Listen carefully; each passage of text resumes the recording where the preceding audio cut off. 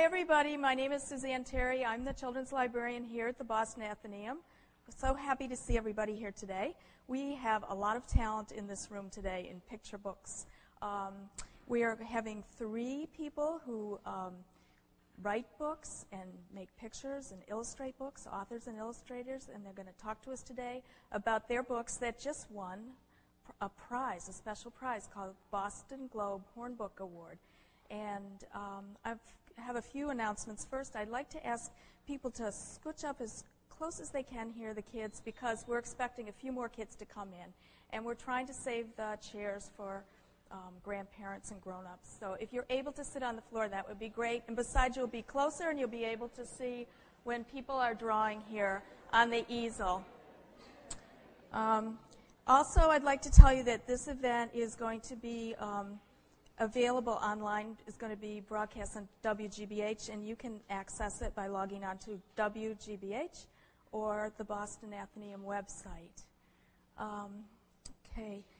Our first author and illustrator, she does both, that I'm going to present you today, is named Barbara McClintock. This is Barbara, and yeah.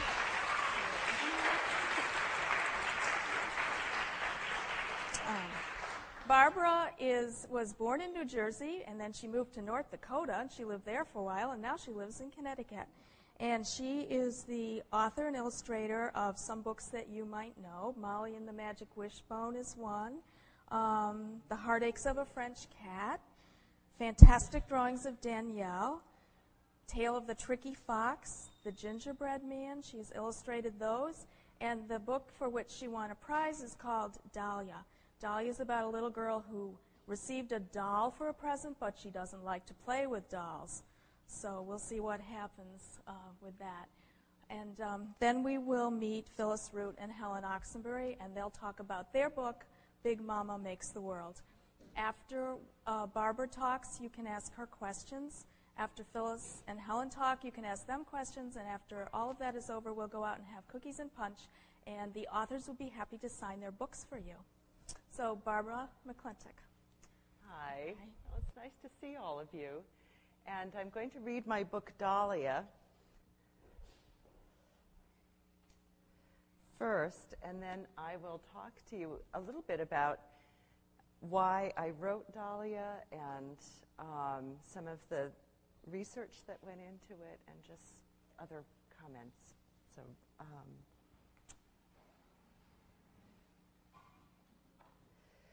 it was a beautiful blue morning. Charlotte and Bruno were making mud cakes when Charlotte's mother called. And here they are.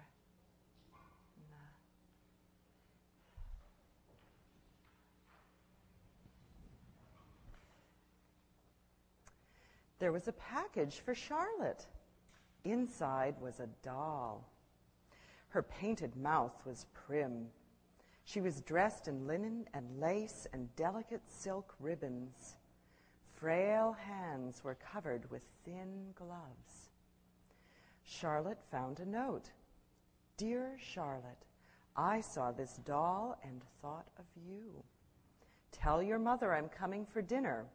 Love, Aunt Edme. I don't know how many of you can see this picture, but those of you in the front, do you think that Charlotte looks happy about getting this doll? No. So we'll see what happens next. Charlotte didn't have a doll. Charlotte didn't want a doll. She carried the doll upstairs, thinking at any moment it might break. In Charlotte's room, among the dragonflies and boxes of beetles and found birds' nests, the doll looked out of place. We like digging in dirt and climbing trees, Charlotte confessed to the doll. No tea parties, no being pushed around in frilly prams. You'll just have to get used to the way we do things. The doll looked concerned, but said nothing. So here's Charlotte's room. And again, for those of you in the front, you'll see that Charlotte has a room that's full of birds' nests and branches and twigs and walking sticks that she's picked up on her hikes outside. There's a box of insects that she's found and pine cones. There's a gardener snake. There are shells and mushrooms that she's sketching. So maybe a doll is a little out of place in this room. Bruno and the doll were lowered down in a basket from the bedroom window. Charlotte climbed after them. They finished making mud cakes. The doll tasted one. She seemed to like it. Charlotte and Bruno made boats from sticks and leaves and sailed them down the stream. The doll looked on with pleasure, Charlotte thought. So you see Bruno and the doll going down in a basket that is lowered by a rope that's hung over a vine branch by Charlotte's bedroom window. And then they're playing. To Charlotte and Bruno's surprise, the doll took to fishing very well. When Charlotte wiped the doll's face dry, her painted mouth blurred into a soft smile. They dug in the flower bed, planting many small stones. "You look like one of Mother's flowers." "Dahlia, that's a perfect name for you." Dahlia looked back brightly. Dahlia eagerly joined in Bruno's favorite game of toss up in the air and land in a heap. Her cheeks and chin grew brown and warm. The exercise seemed to do her good. Dahlia sat next to Bruno in his wagon, and Charlotte took them for a ride. "You're not jealous, are you, Bruno?" whispered Charlotte. Bruno didn't mind at all. So here we see Charlotte fishing with Bruno and Dahlia. And here is the doll, Dahlia, smiling and looking a little more relaxed and slightly disheveled.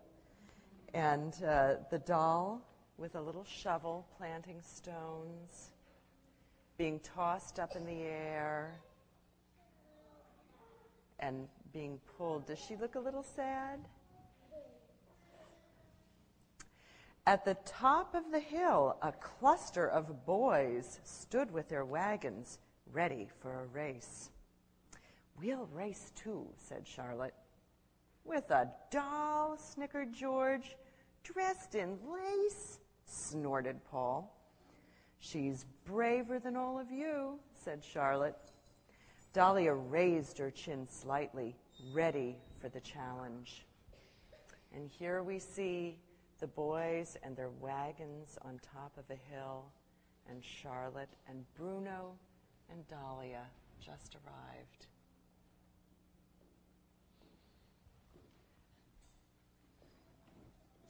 One, two, three. The race began. Dahlia sat in front, bumping up and down, hair blown back. They won! Dahlia, Bruno, and Charlotte accepted the grand prize of a cracked but handsome cup. After saying thank you, they headed home. So here they are, speeding down the hill, and at the end, accepting the grand prize.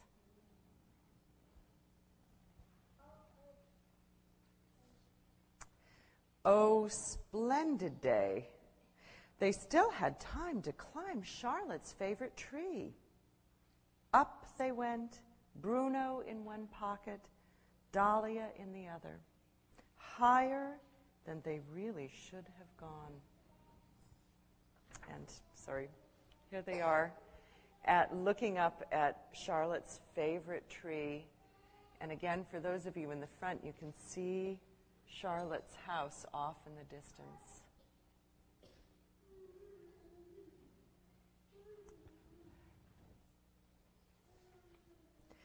Dahlia sat far out on the branch to have a better view. Perhaps it was the wind. Maybe Dahlia sneezed. She leaned too far over and fell down, down, and landed hard on the ground. Dahlia! Charlotte and Bruno climbed down.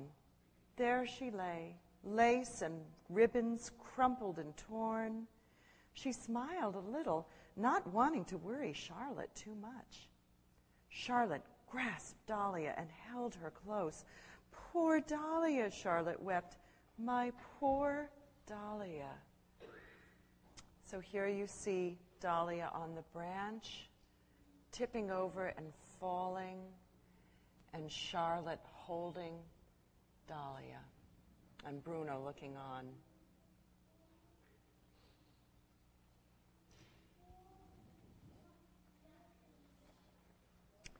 Charlotte ran all the way home, Bruno cradling Dahlia in the wagon, bumping behind.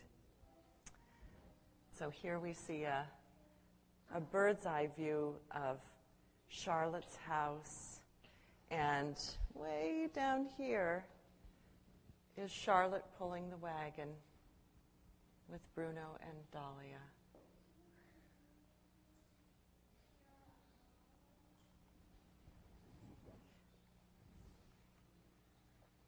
What to do? Charlotte got out bandages and a bowl of warm water and plenty of towels. She bathed Dahlia and bandaged her arms and legs and put her to bed. Bruno held Dahlia's hand while Charlotte read softly from her favorite book.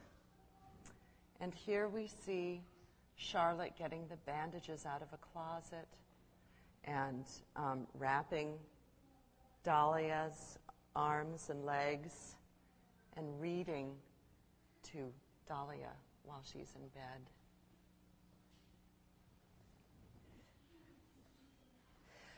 Finally, Dahlia's eyes opened. She felt good as new. Charlotte brushed Dahlia's hair and straightened her dress. She brushed Bruno, too. And I'd better do the same. So here we see Dahlia with her eyes open and Charlotte brushing Dahlia's hair and brushing Bruno, who isn't very happy about being brushed, and brushing her own hair. Downstairs, a door opened. There were voices in the hall. Charlotte, your Aunt Edme is here. Quickly, it's time to go down, whispered Charlotte. So here we see Charlotte going down the stairs, holding Dahlia, and Bruno looking a little apprehensive, and Aunt Edme sitting in the living room waiting. What's going to happen?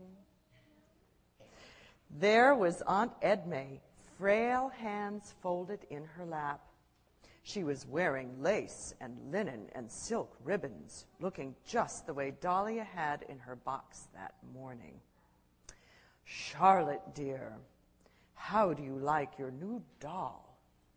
Asked Aunt Edme. Bruno and I like her very much. She has become our best friend, said Charlotte. May I see the doll? Asked Aunt Edme. Charlotte held Dahlia up for Aunt Edme to see. She was muddy and torn, her hair tangled in knots, but her face was softened into a sweet, warm smile. Aunt Edme studied the doll. Then, and here we see Aunt Edme looking very, very closely at this very precious doll she sent to her niece that morning.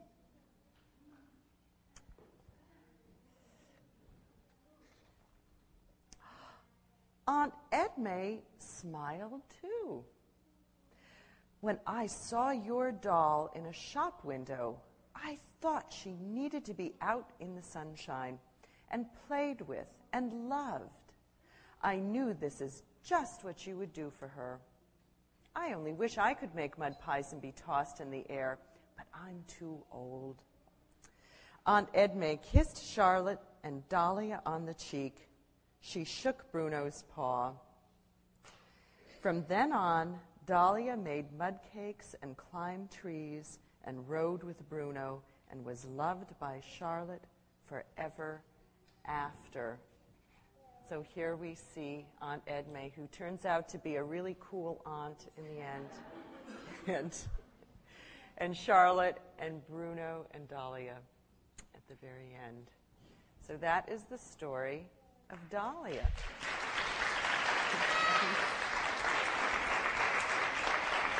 Thank you.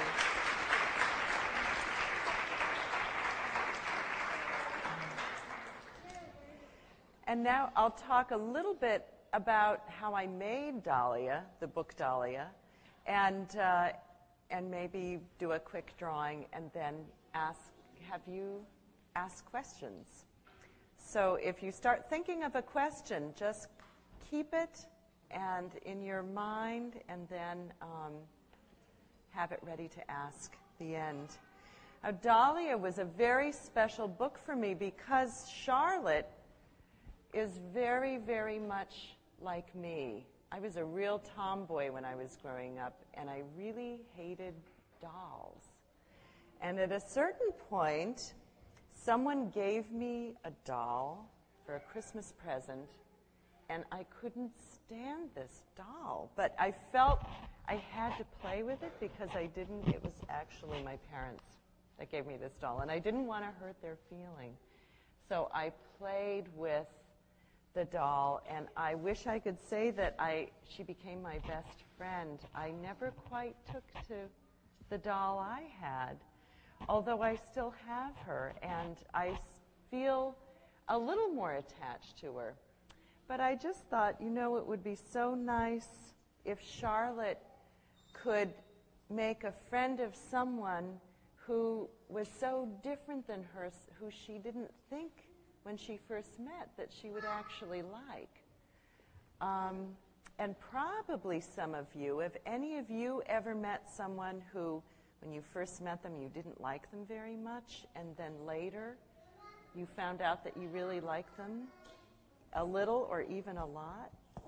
So that's kind of what happens in this story.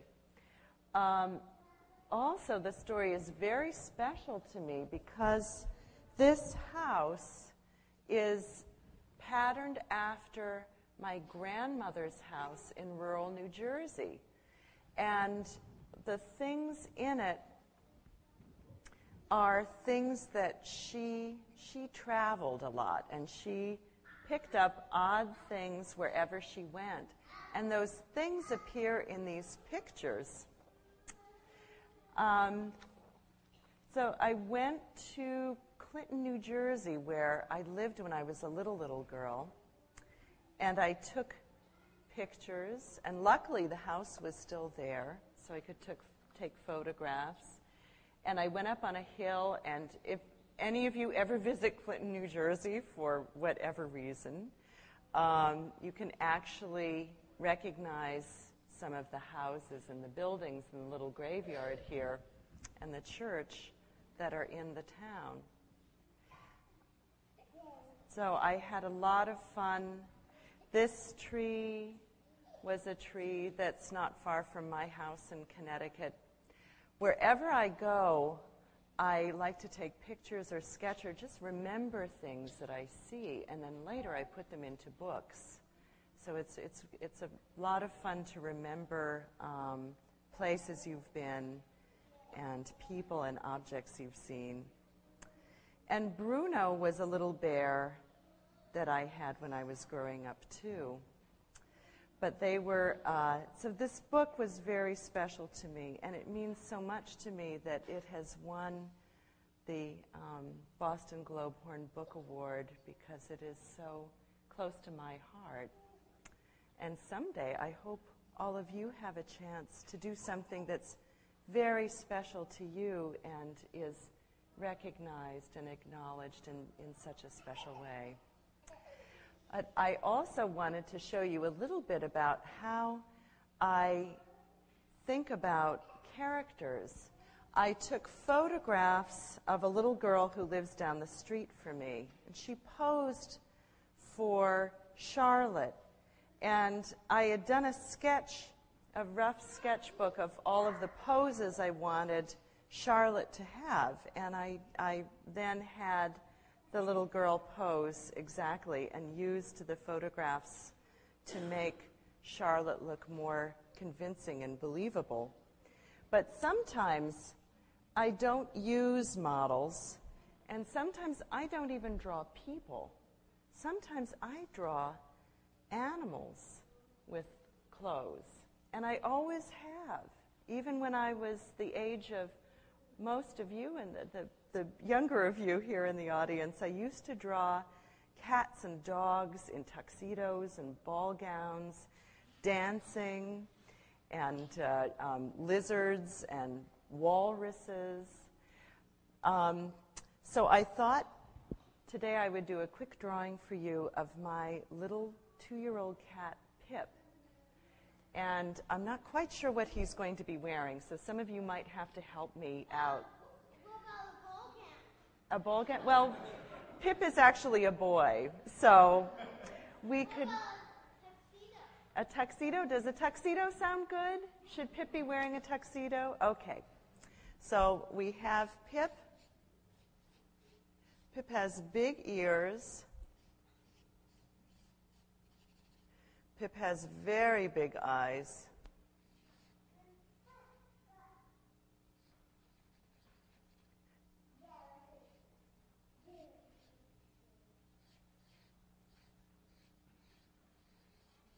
And we'll just say that Pip is thinking about, what's he thinking about? A can of his favorite cat food.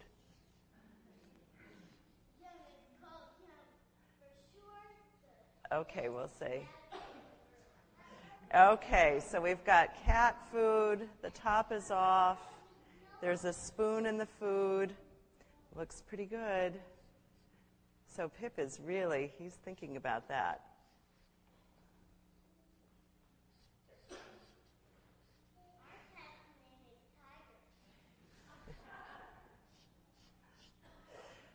Okay, so now Pip is also dressed up. So maybe Pip is actually going out for dinner. And this is what he's going to order as soon as he gets to the restaurant.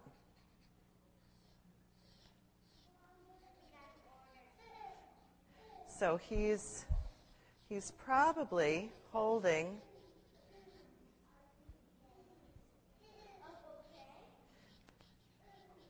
well, maybe he's going to actually there is a girl cat that lives next door to where I live, and her name happens to be Charlotte. So do you think Pip is going to take Charlotte out for dinner? Okay, so he has a bouquet of an assortment of flowers and probably catnip, I would say.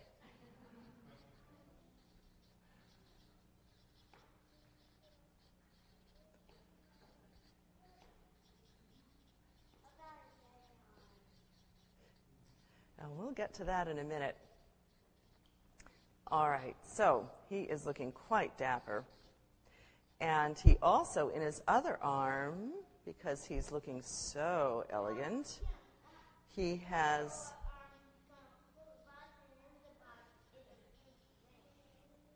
oh, you think they've gotten to that point already?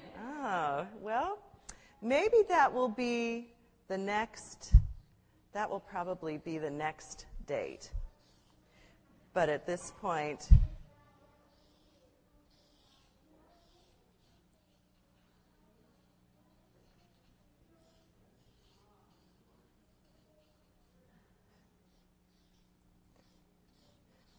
Pip has striped trousers.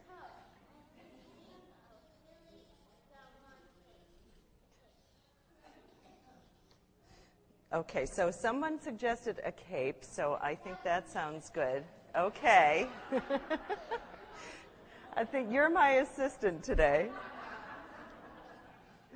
Okay, so he's got a cape, a floor-length cape. He is looking quite dapper. You know, it's too bad he doesn't have the ring now, because I think Charlotte would definitely say yes.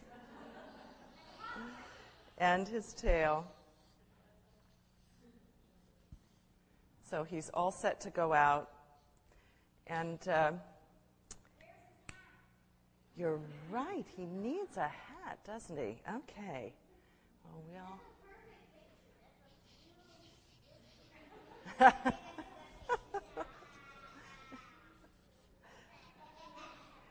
okay, so he has a top hat. It's sort of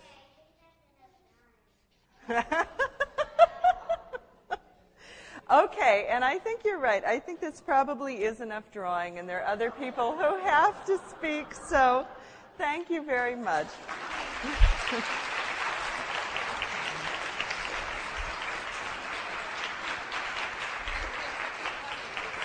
Oh, yes. Oh, I'm sorry. Excuse me. I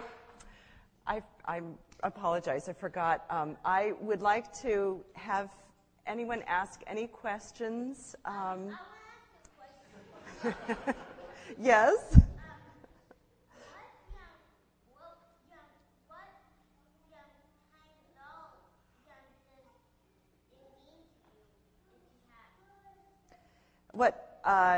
What kind of doll did I have, or what kind of doll? I'm sorry.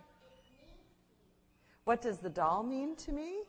The real one, or the one that was in the book Dahlia? Well, I think that she's special to me because it was something that my parents gave to me, and it was a special gift. So that's...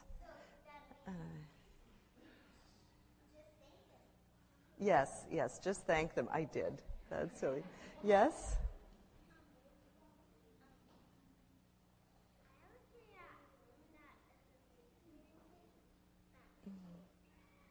Mm-hmm. Oh. Maybe the people in the back didn't hear that this young fellow up here has a special cape, that it is a Superman cape and a Batman cape. Yes?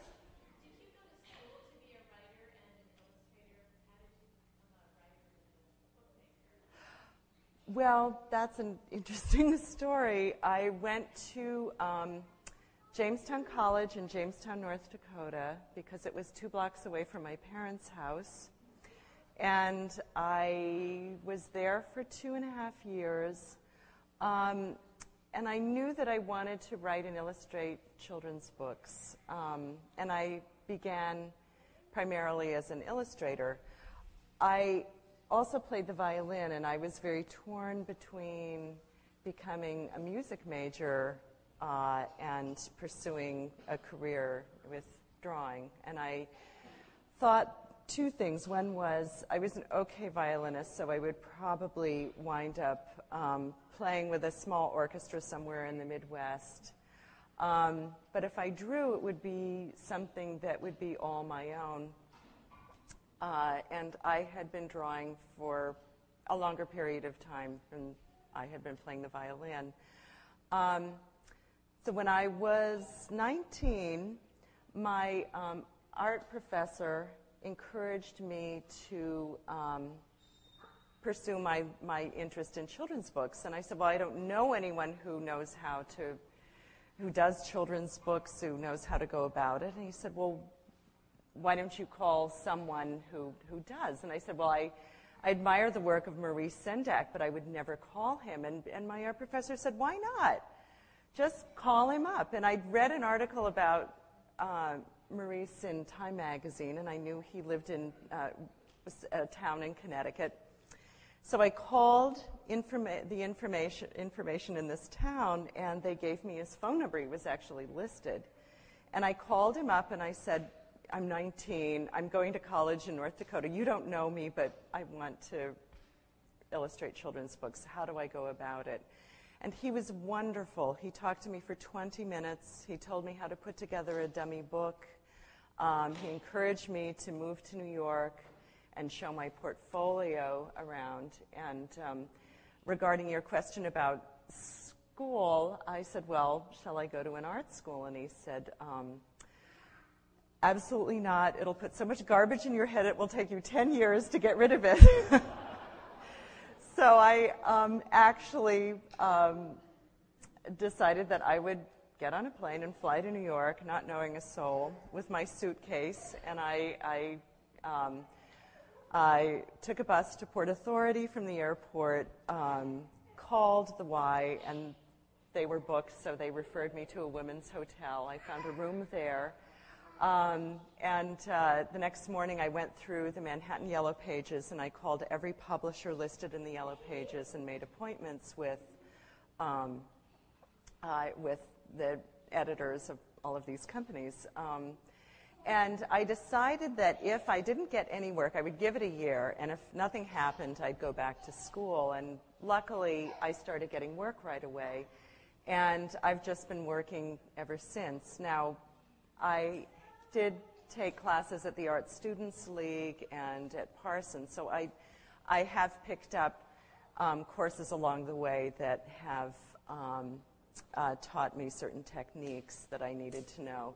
But basically, I learned to draw by copying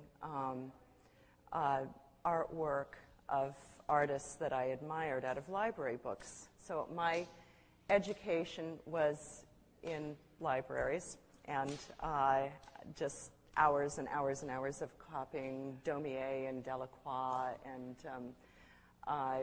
just the people, Granville, the people whose work just really spoke to me. So there was a tremendous amount of work that went into it, but all on my own. Any other questions? Can we save the rest of the questions? Can we save them for after when we're having our cookies? Yeah. Talking to the authors? Okay, thank you, Okay, Barbara. you're welcome, thanks. Thank you. Oh, and thank you.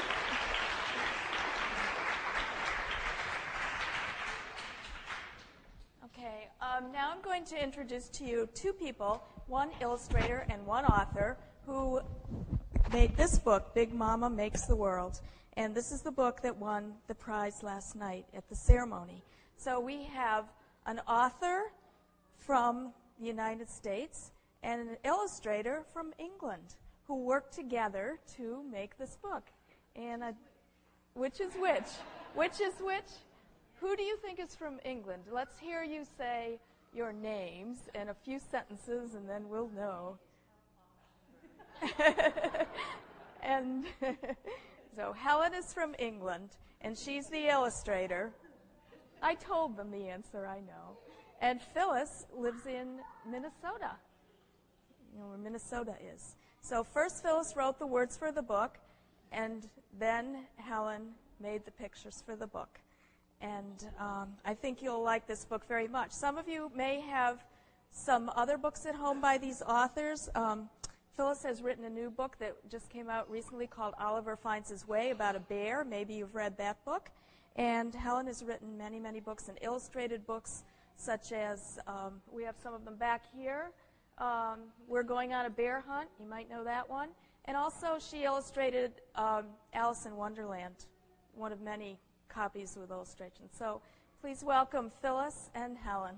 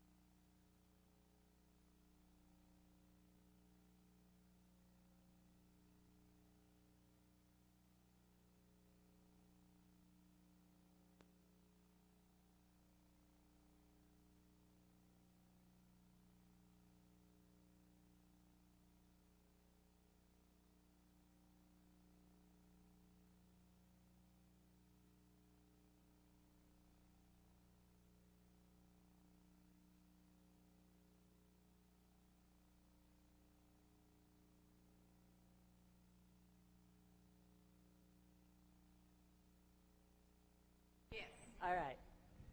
You're right in front. All right. Can you hear me? Yes? All right. We thought we'd start. I'll read the story, and Helen will show you the wonderful pictures. One of the things I've learned in writing picture books is that a picture book is something that happens between the person who reads it and the people who hear it. And thinking of picture books that way changed the way that I write them. So in a lot of the books that I've written, I try to leave places where if people want to join in with the reading, they can. And this book has a line that if any of you want to say it along with me, I'd be very happy to have you do that. And the line is, "That's good. That's real good." So whenever you hear that line, if you want to join in, please do. Big Mama makes the world.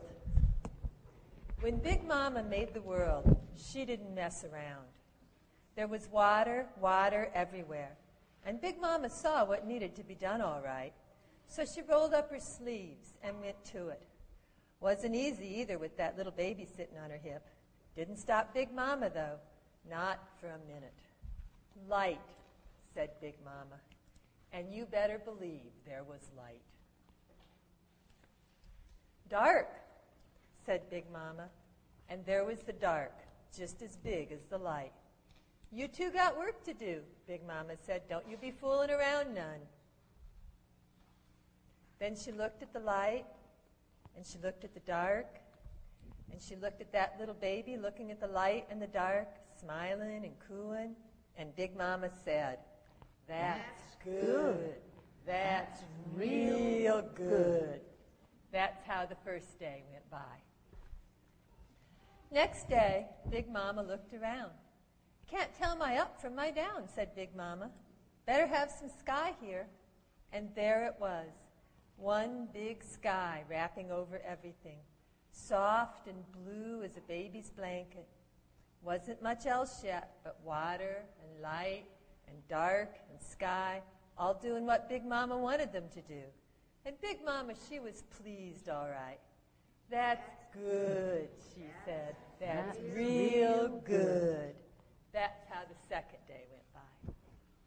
Next day, Big Mama looked around some more, and she said, "Got me some light, got me some dark, but I still can't tell what time of day it is. How am I going to know when it's morning, evening, time to put that baby down for a nap?" Big Mama, she wanted to know all right, and anything Big Mama wants, Big Mama gets. That's just how it is. "Son," said Big Mama, "you take care of this day business for me." "Moon," said Big Mama, "you take care of the night." Big Mama made the stars, too, just in case old Moon overslept sometime. Big Mama looked at the sun and the moon and the stars filling up her sky, just in time for that little baby's nap. And Big Mama nodded, and she smiled, and she said, "That's good. That's real good." That's how the third day went by. Next morning, Big Mama got up with the sun, and she said, "I need a place to put my feet down when they need putting down." She knew there'd be some foot putting down when that baby of hers got to growing more. "Earth," said Big Mama, "get over here." And it did. All one big ball of mud it was, nothing much to look at. Baby liked it all right just the way it was, but Big Mama wasn't finished yet. "Need some grass to wriggle my toes in," said Big Mama. "Some big old shade trees for hanging a hammock.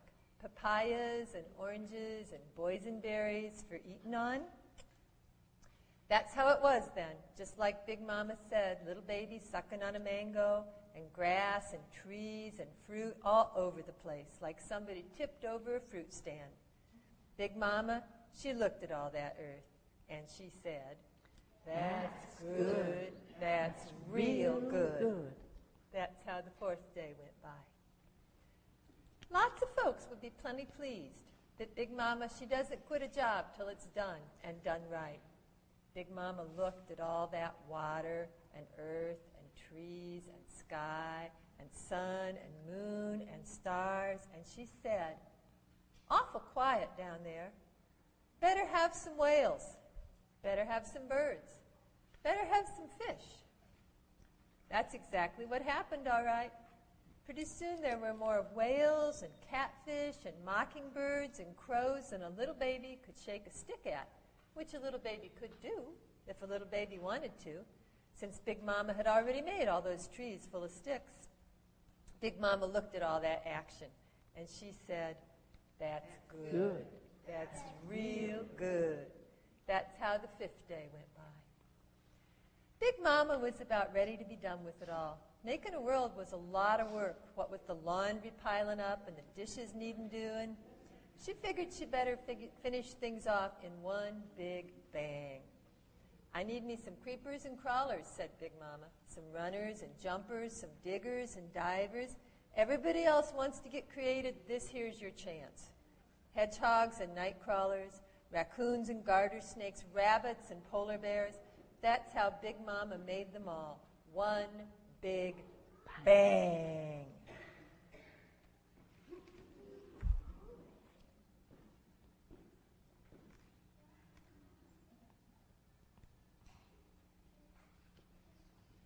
But Big Mama still wasn't done. Oh no. "I'm lonely," said Big Mama.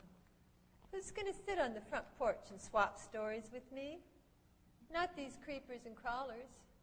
Not these diggers and divers. They're good, all right, but not one of them can tell a story worth a plug nickel. And all this little baby can say so far is goo goo gaga. I need some folks to keep me company." Big Mama, she scooped up some of that leftover mud, and she pushed and she pulled and she poked and she pried. And the next thing you know, there were folks everywhere. Big folks and little folks, fat folks and thin folks, all kinds of shades of folks, and every one of those folks had a story to swap with Big Mama. That's good. That's real good, said Big Mama. That's how the 6th day went by, with Big Mama and all those folks sitting on the porch and gabbing while the sun went down. Big Mama was ready for a rest, all right, ready to bundle up that little baby of hers in that big blue blanket of the sky. But Big Mama had one more thing to do. She lined up all those folks and said, "This is a real nice world we got here, and you all better take some good care of it. I'm taking a day off to rest now, but I'll be keeping an eye on you." That's what Big Mama said, all right, and you better believe she meant it. Every once in a while, when she's burping the baby or making cookies or rocking that little baby to sleep, Big Mama looks down and says, "Better straighten up down there." And every so often, Big Mama looks down on this nice little world she made, and she nods, and she smiles, and she says, "That's good. That's real good."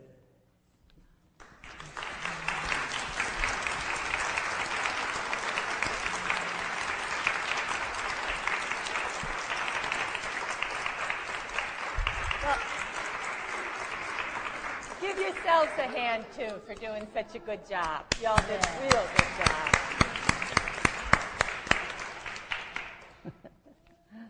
You did great. Oh, thank you, Dahlia. You're so sweet. Thank you. You did real good, too.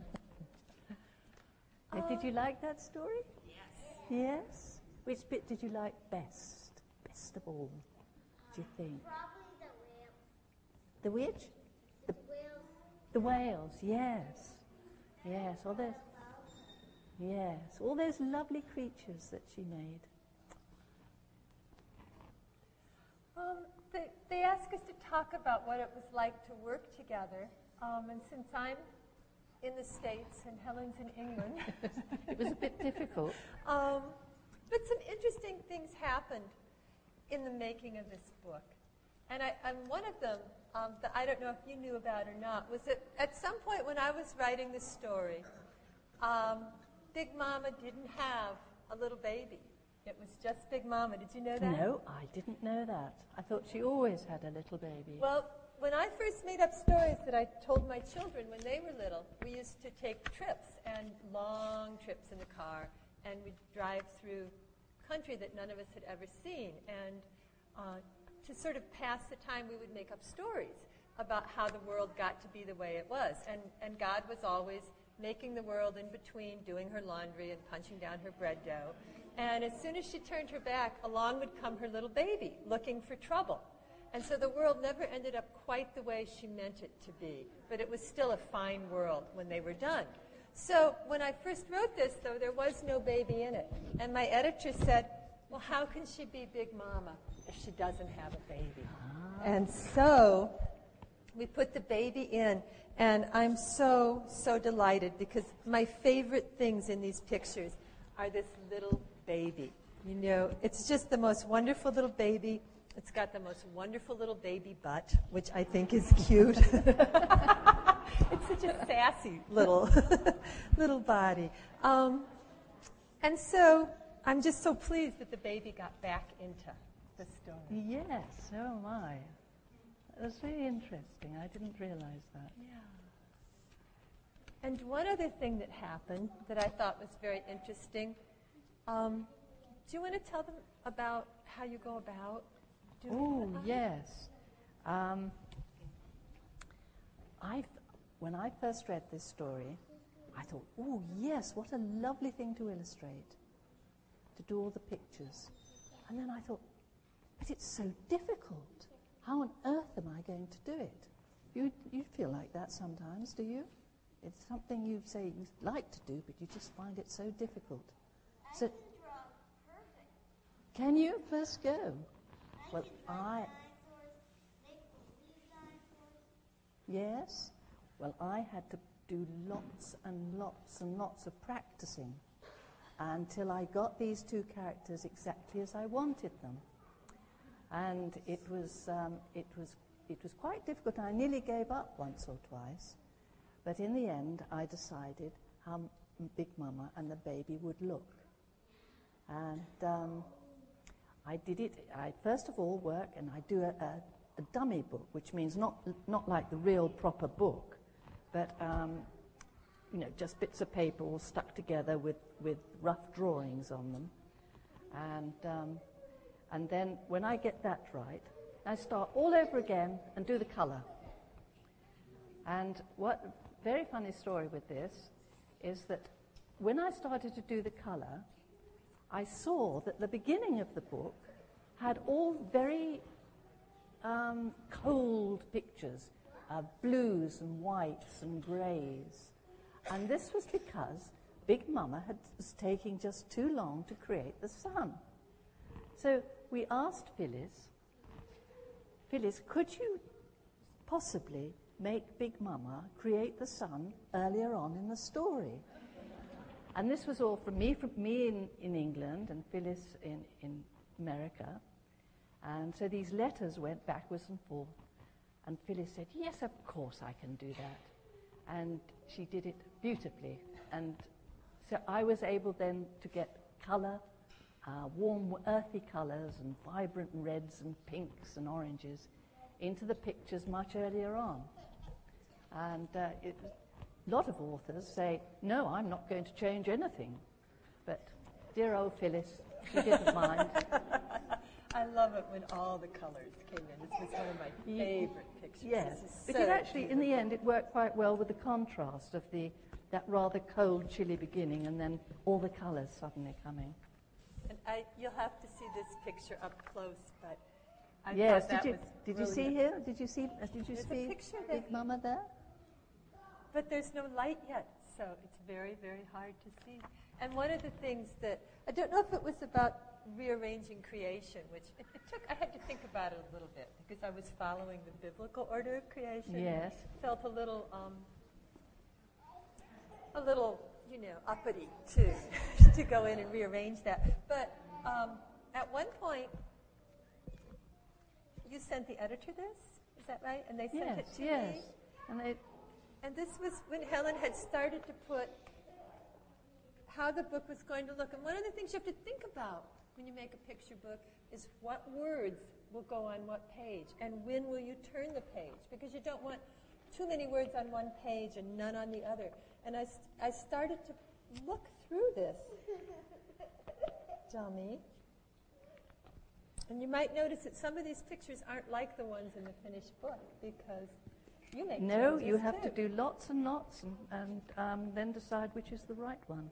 And then I got to this page, and there was no picture at all, even though there were more pictures after it. And there was a little note from the editor saying, nothing's happening on this page. There's absolutely nothing to make a picture of. So I can't remember if that's when we rearranged creation or not, but we had to rearrange something because there really was nothing at all to make a picture of. And one of the other things that I thought was fascinating, when you're in the States, you have cookies. But when you're in England, you have biscuits. And when I wrote the book, it ended with Big Mama making biscuits, which are those little sort of bread things that you eat with gravy or butter. And when the art came back, they were the oddest looking biscuits. I had no idea that it was different. Yes. And Amy said, these are odd biscuits. Maybe we should change the text. And I was so pleased to do that, because I think there's something very, very warm and loving about making cookies. Yes. You know, so more so than biscuits. So that just happened as a result of different names. Also, in England, we don't say, that's good, that's real good. So we had to have an English version. And in the English version, it says, that's good, that's very, very good.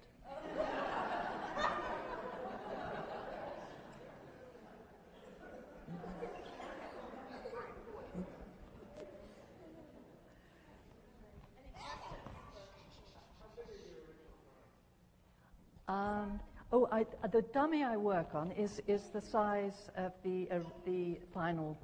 I mean, the size is actually decided on right at the very beginning, because you get your eye into that size. So, and all the drawings, all the roughs and everything, that size.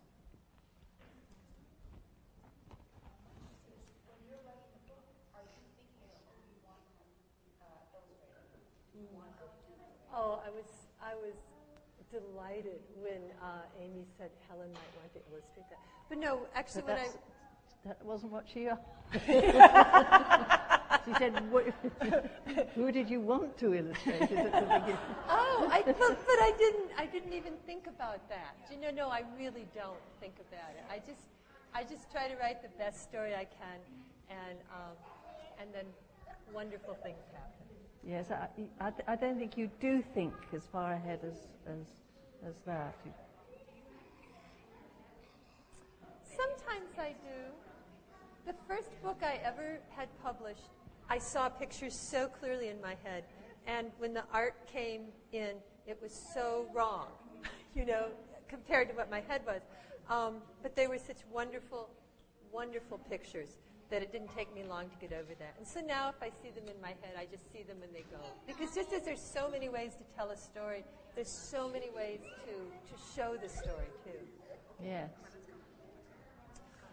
Do you want to ask a question? Lovely. What a lovely little thing. You have all been wonderful, wonderful listeners, and I hope you share your stories with Big Mama.